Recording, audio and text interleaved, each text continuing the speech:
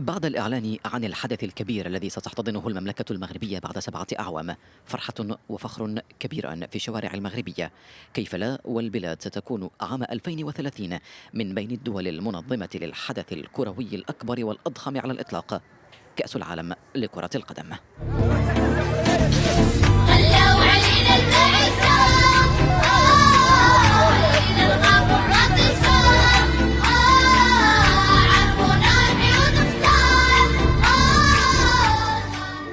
خويا احنا كنعانيو من الماء، ما عندناش الماء، كاين عندنا شي 4000 ديال الدوار في الدوار كامل، الفوق صار قداش، وكنعانيو من الماء، ما عندناش الماء، الماء اللي كنسقي، الماء تسعود، الماء اللي كنسقيو منه، ما عاد منه،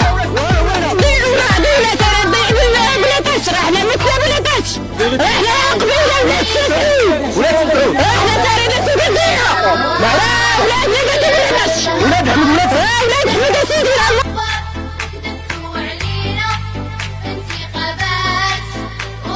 وجاده اللي مضرورين بزاف هي المنطقه الشرقيه واكثريه وجده، راه تموت حلوا لنا الحداده، صعيب يحلوا لنا الحداده يا يديروا ان شاء الله.